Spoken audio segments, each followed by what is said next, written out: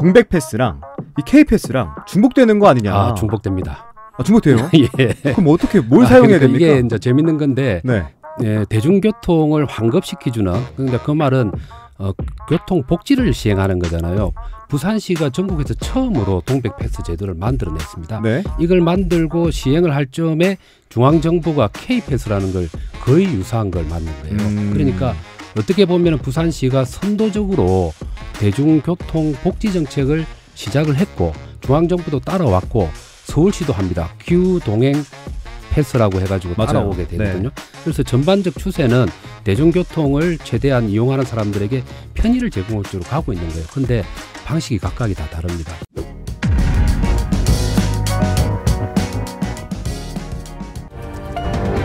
자, 인사이드 부산 이어갑니다. 한 달에 한 번 지역 경제 현안 짚어보고 있죠. 이성권 부산시 경제부시장과 함께합니다. 부시장님 안녕하세요. 네, 반갑습니다. 네. 자, 먼저 2030 부산 세계 박람회 이제 투표까지 40여일 남았는데 분위기 좀 어떻게 읽고 계세요? 네, 지금 저 본격적인 종반전에 치닫고 있는데 그렇죠. 분위기가 갈수록 좋아지고 있는 오. 상황입니다. 이게 오. 저희가 사우디에 비해서 1년 늦게 시작했다는 맞아요. 말씀을 그전에도 드렸는데 그래서 사우디가 선점하고 있는 국가들이 많이 있긴 합니다만 저희들이 시민들의 역량들 그리고 또 정부의 의지 이런 것들이 합치지면서 네. 상당히 많이 추격을 하고 있는 상황이고 1차 투표에서 우리가 바로 이기기는 쉽지는 않고 사우디도 1차 투표에서 바로 못 이깁니다. 왜 그런가 하면은 과반만 득하면 1차 투표에서 바로 당선이 되는 게 아니고 네. 3분의 1을 얻어야 됩니다. 그래서 3분의 1을 얻는 나라가 없기 때문에 2차 결선 투표로 가야 된다고 봐야 되고 우리가 지금 2위를 하고 있는데 네. 재미있는 것은 1차 투표에서 사우디를 지지하고 있는 국가들 중에서 2차 투표에 우리 본심은 한국 부산에 표를 주겠다는 국가들이 상당히 지금 늘고 있는 상황입니다. 그래서 2차 투표에서 역전을 충분히 시킬 수 있는 그런 분위기로 가고 있다라고 저는 그렇게 해석을 하고 있습니다. 일단은 좋은 신호가 네. 있네요, 분명히. 네, 그렇습니다. 2차 투표까지 갔을 때 반드시 역전해서 네. 부산에 이 엑스포가 개최되기를 진심으로 바라겠습니다. 자, 먼저 우리 부시장님과 얘기해보고 싶은 게 이 대중교통 요금이에요. 지난 6일부터 시내버스와 지하철, 이 부산 대중교통 요금이 모두 올랐습니다. 네. 시내버스는 기존 1,200원에서 1,550원으로 350원 올랐는데 네. 이게 30% 가까이 올라온 수치잖아요. 예, 좀 뭐 한 29% 정도 네, 이 됩니다. 기사를 보니까 전국에서 시내버스와 도시철도 요금이 가장 비싼 도시가 부산이다라던데 예. 맞습니까? 근데 그건 언론이 조금 간결하게 표현하다 보니 네. 뭐 전국에서 제일 비싼 걸로 돼 있다. 좀 실제로는 그렇지 않습니다. 그렇지 않아요. 평균적으로 봐야 될 게 뭔가 하면 네. 어린이 요금 그러니까 태어나서부터 시작해서 초등학교 6학년까지는 전국에서 최초로 완전 무료화를 했습니다. 제로잖아요. 맞아요. 무료입니다. 예, 그리고 청소년들 고등학생까지에 해당되는 중고등학생 해당되는 부분들은 요금을 1원도 올리지 않고 동결을 시켰어요. 자, 성인만 올린 겁니다. 네. 자, 성인 중에서도 350원 올렸지만 우리가 이 요금 인상을 하는 것과 동시에 추진한 게 동백 패스라는 걸 추진을 하고 있습니다. 월 4만 5천 원을 넘어서서 9만 원까지 가잖아요. 그죠? 4만 5천 원까지는 이용한 만큼의 돈을 받지만 4만 5천 원부터 9만 원까지는 이용한 만큼을 다시 전액 돌려받습니다. 네. 그럼 9만 원을 만일에 이용을 했다면 4만 5천 원 돌려받게 되니까 한 달에 4만 5천 원만 쓰게 되는 거예요.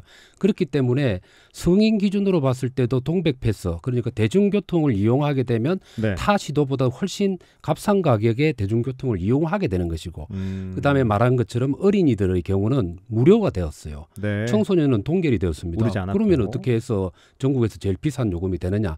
그리고 또한 단순 수치로 비교해도 서울이 더 비쌉니다. 기본 요금만 비교해서 그렇죠. 서울은 버스나 이거 달릴 때마다 구간이 늘어나서 금액이 늘어나요. 네. 우리 부산은 그렇지는 않습니다. 한 번 내면 끝나는. 네, 끝나는 거잖아요. 그러니까 훨씬 수도권이 비쌈에도 불구하고 언론에서 프레임을 짤 때 간결하게 전달하다 보니 그러니까 상대적으로 이때까지 버스 요금은 10년 동안 올리지 않았고 네. 그다음에 지하철 요금은 6년 동안 올리지 않다가 올라가니까 이 충격이 좀 큰 걸 언론이 표현하는 방식이 그렇게 나갔다고 저는 해석을 합니다. 근데 이 동백 패스가 실질적인 도움이 될 수 있을까라고 이제 의문을 갖고 있는 사람들도 있거든요. 동백점처럼 예산이 소진되면 지원이 중단되는 거 아니냐 이런 우려도 있는데 어떻게 보십니까? 중요한 말씀이에요. 그 부분은 네. 저는 결과적으로 결론부터 말씀을 드리면 나중에 없어질 그런 확률은 없다고 제가 말씀을 드리고 왜 그런가 하면 구조가 다릅니다. 동백전의 경우는 네. 지역화폐 제도라고 해서 중앙정부가 기본적으로 국비를 틔우고 네. 거기에 따라서 시비, 지방비를 매칭시키는 구조로 되어 있어요. 그 국비가 사라지게 되면 그냥 그야말로 제일 중요한 본전이 사라지는 거잖아요. 네네. 그러면은 지자체별로 우리 이거 계속 해야 돼 말아야 돼 하면서 갈등하게 되고 지자체에 따라서는 없애는 데도 생길 수도 있습니다. 그죠? 그런데 동백 패스는 국비에 의존하는 사업이 아니고 전적으로 우리 부산시가 타 시도에 하지 않는 사업들을 독자적으로 하는 것이기 때문에 전적으로요? 예, 전적으로. 그래서 시비에만 기초해서 진행이 되니까 네. 지금 우리 박형준 시장님이나 앞으로 또 어떤 시장님이 계속 이어질 거라고 생각을 합니다만 그 의지가 변하지 않는 이상은 이건 예산 소진 문제하고 전혀 관계가 없이 지속 가능한 정책이다 이렇게 말씀을 드릴 수가 있습니다. 그렇다면 우리 부산 시민들이 이 동백전이나 이 동백 패스가 지원이 중단될 거라고는 걱정 안 해도 되는 부분인가요? 그렇죠. 뭐 동백전은 네. 그거잖아요. 우리가 소상공인들 그렇죠. 가게에 가갖고 사용하면은 환급 네. 30만 원을 쓰게 되면 5% 환급되어도록 캐시백이 있는 거잖아요. 네.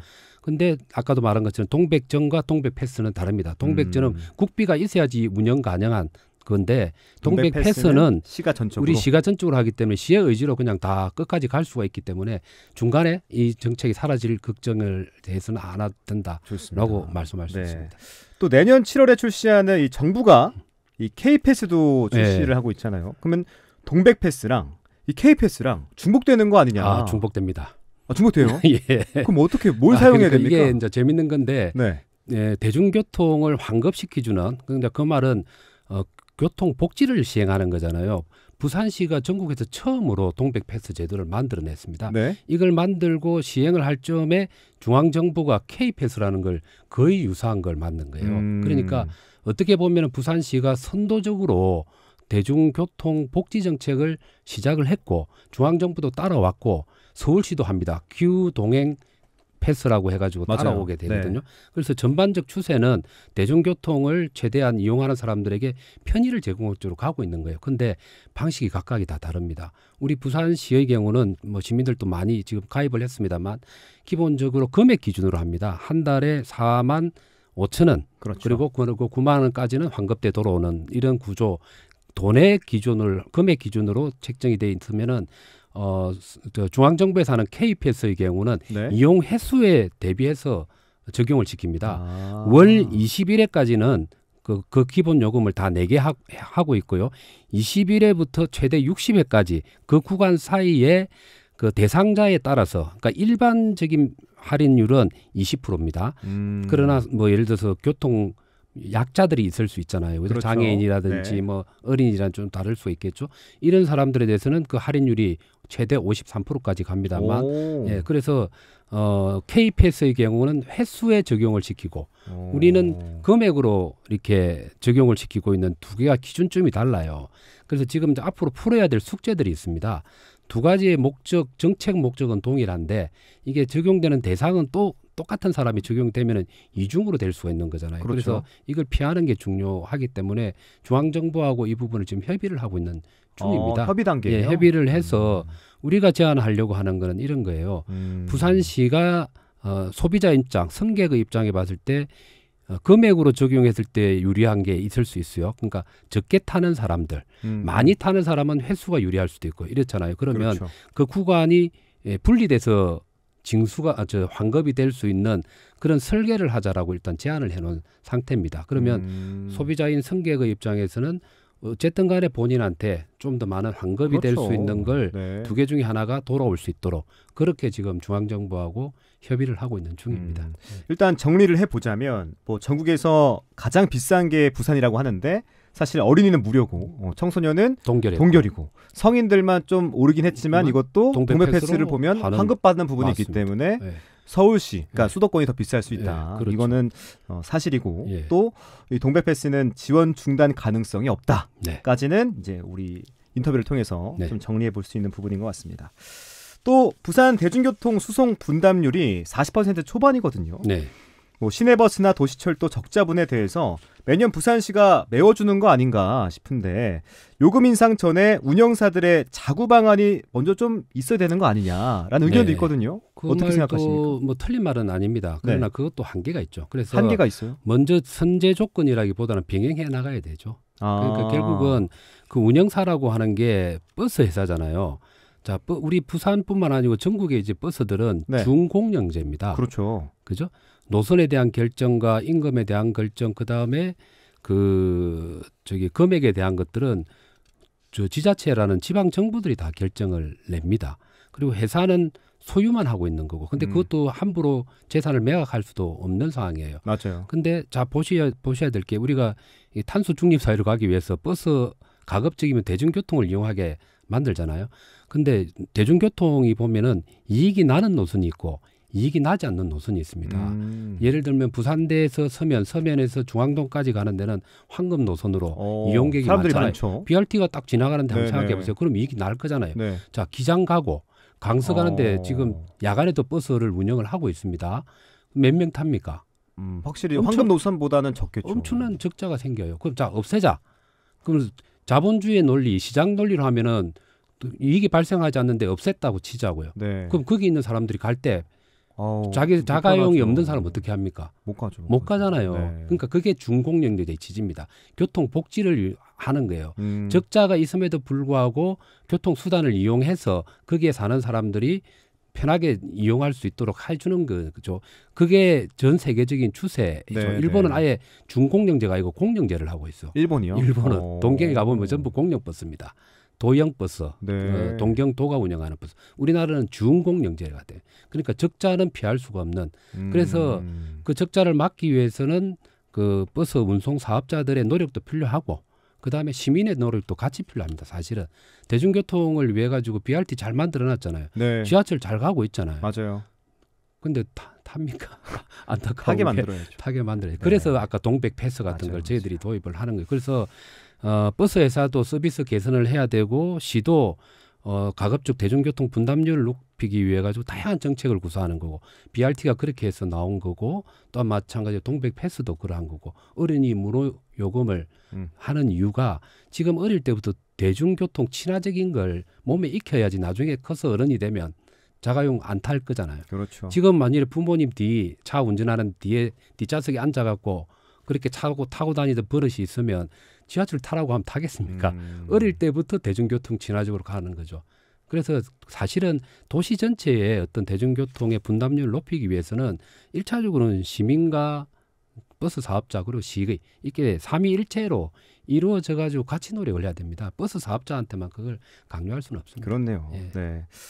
또 경제부시장님 모셨으니까 경제 얘기 안 할 수 없습니다. 또 대중교통뿐만 아니라 일반 물가도 줄줄이 오르고 있어요. 뭐 속된 말로 월급 빼고 다 올랐다라고 하는데 지난 추석에 이 명절 장보기 해보신 분들 알 거예요. 이 10만 원 가지고 살 수 있는 것들이 별로 없더라고요. 맞습니다. 저는 총각인데도 불구하고 살 게 없더라고요. 저는.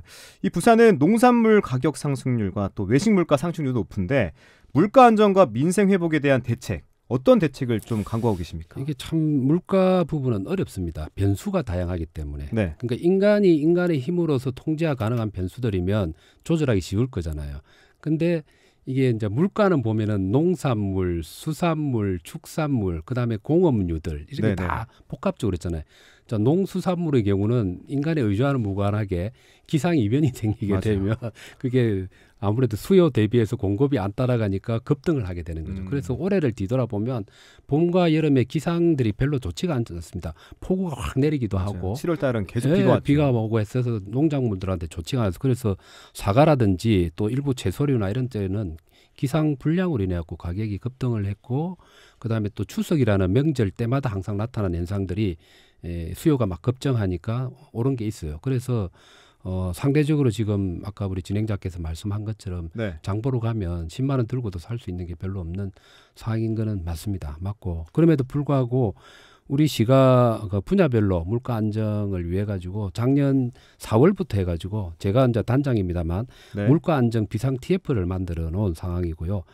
정기적인 회의를 하고 있습니다. 그래서 농축산물 수급과 가격 안정과 관련된 대책반 10명이 따로 편성이 되어 있는 상황입니다. 그래서 정기적으로 계속 물가 동향을 보면서 수요 대비 공급이 딸리면 거기에 따른 대책을 저희들이 빨리 실행을 합니다.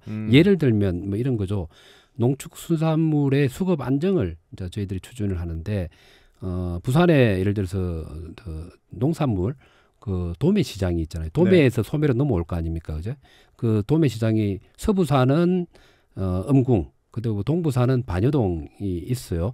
근데 여기 보면은 이제 수급이 원활하지 않으면 여기 그 도매 시장하고 저희 시가 같이 현지에 그 뭐라고 해야 됩니까? 그 원산지죠. 원산지에 직접 가서 네. 산지에 가서 수집 활동을 같이 합니다.